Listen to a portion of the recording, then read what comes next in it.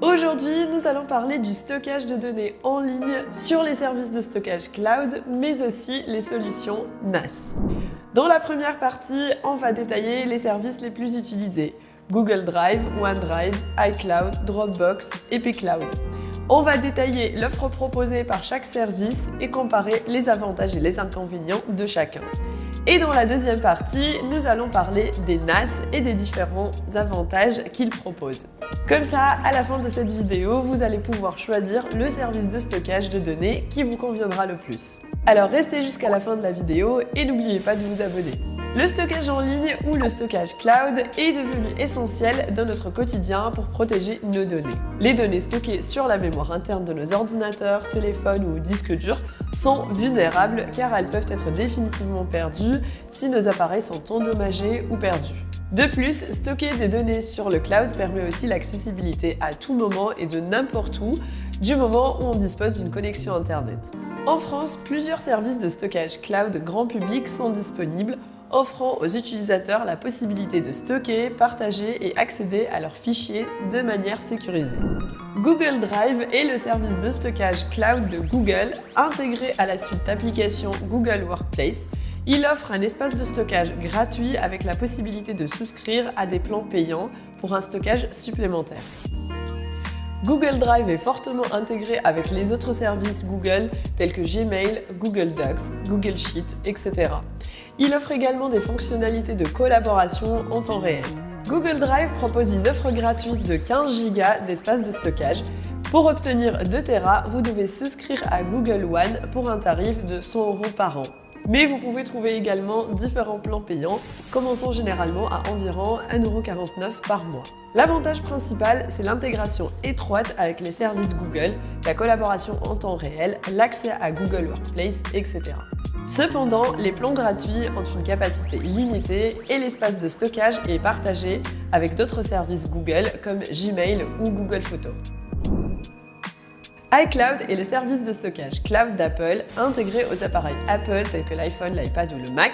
Il propose un espace de stockage gratuit limité avec des plans payants disponibles. iCloud est particulièrement intégré à l'écosystème Apple, permettant de stocker des photos, vidéos, contacts et de synchroniser des données entre appareils Apple. Il offre également des fonctionnalités de sauvegarde. Apple propose une offre gratuite de 5 Go d'espace de stockage. Pour obtenir 2 Tera de stockage, vous pouvez souscrire à iCloud Plus avec un plan payant de 9,99 € par mois. L'avantage, surtout si vous utilisez les produits Apple, c'est l'intégration étroite avec les appareils Apple, le stockage de photos et de vidéos et la sauvegarde d'appareils. L'inconvénient est que l'espace gratuit est relativement limité, par exemple par rapport à Google Drive. Et aussi qu'il est uniquement pertinent quand on est dans l'écosystème Apple. OneDrive est le service de stockage cloud de Microsoft. Intégré à la suite Microsoft 365, il propose également une offre gratuite avec des plans payants pour un stockage étendu.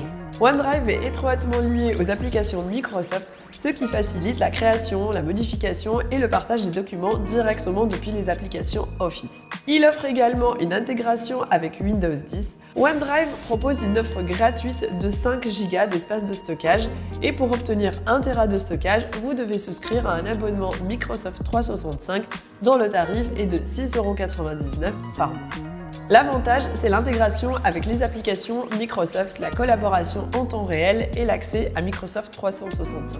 Cependant, l'espace gratuit est relativement limité et les fonctionnalités avancées nécessitent un abonnement payant.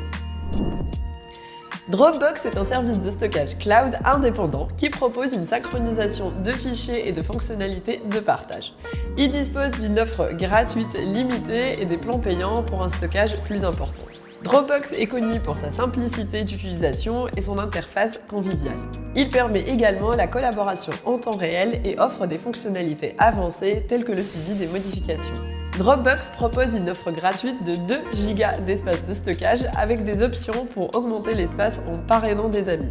Le plan d'entrée proposé est de 3 Tera de stockage pour un tarif de 18 € par mois. Il propose une interface utilisateur conviviale, des fonctionnalités de collaboration et son utilisation est très simple. L'inconvénient, et comme vous l'avez compris, c'est dans l'espace gratuit de base qui est nettement inférieur par rapport aux autres services. pCloud est un service d'hébergement de fichiers fondé en Suisse en 2013. Comme ses concurrents, il propose la gestion des fichiers en ligne, des dossiers collaboratifs ainsi que des services de synchronisation et d'accessibilité. Sa particularité, c'est qu'il offre un forfait d'abonnement à vie. pCloud propose une offre gratuite de 10 Go d'espace de stockage. Les tarifs pour 2 Tera de stockage sont de 100 € par an. Et pour avoir 2 Tera de stockage à vie, cela coûte 400 €. C'est comme vous investissez dans un disque dur externe connecté. pCloud, c'est celui que j'ai connais le moins. Si d'entre vous, il y en a qui l'ont déjà testé, n'hésitez pas à m'en dire dans les commentaires. Comme vous l'avez vu, chaque service de stockage cloud a ses propres caractéristiques, avantages et inconvénients. Les différences peuvent inclure les fonctionnalités de collaboration, l'intégration avec d'autres services, les options de stockage gratuits et payants, ainsi que la facilité d'utilisation. Le choix du service va dépendre de vos préférences personnelles, vos besoins spécifiques et l'écosystème technologique que vous utilisez. Et si vous ne souhaitez pas souscrire à un abonnement et que vous préférez gérer vos données chez vous, vous avez une autre solution qui est le NAS. Tout d'abord, c'est quoi un NAS ?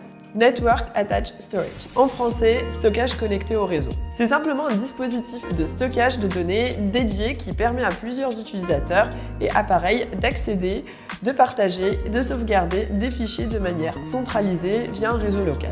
Contrairement à un disque dur externe ou à un stockage interne, un NAS est un serveur autonome équipé de son propre système d'exploitation et de connectivité réseau. Personnellement, j'ai choisi cette solution pour le stockage pour le donner à l'agence. Pourquoi j'ai investi dans un NAS ?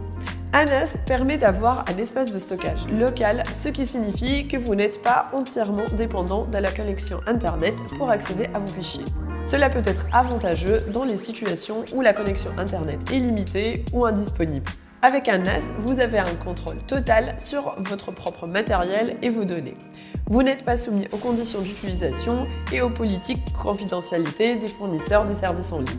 Un NAS offre la possibilité d'installer et de configurer diverses applications et services en fonction de vos besoins.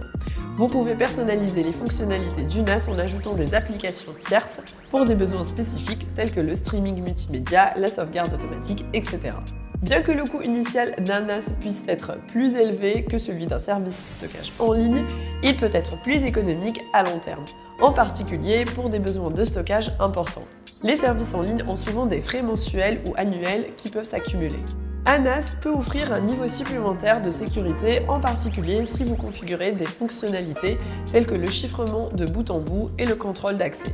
Vous avez un contrôle direct sur la sécurité de votre système. Certains NAS offrent des fonctionnalités avancées de gestion des versions et de sauvegarde, permettant de restaurer des fichiers à des points spécifiques dans le temps et garantir une protection supplémentaire contre la perte des données. Et puis la capacité de stockage d'un NAS peut souvent être étendue en ajoutant des disques durs supplémentaires ou en configurant des baies de stockage supplémentaires, donc c'est une solution évolutive.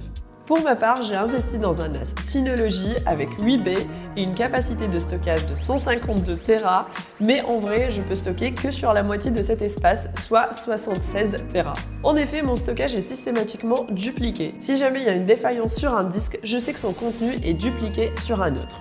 De plus, j'ai un autre NAS dans un autre lieu différent qui synchronise avec celui-ci, comme ça, si jamais l'agence brûle, j'aurai toujours accès à mes données.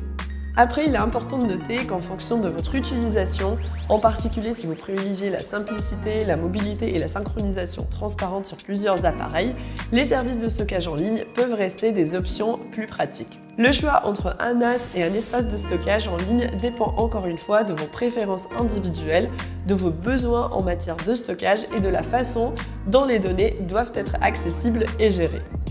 Voilà, on a fait le tour des solutions de stockage. J'espère que cette vidéo vous a été utile. N'hésitez pas à vous abonner pour m'envoyer des ondes positives.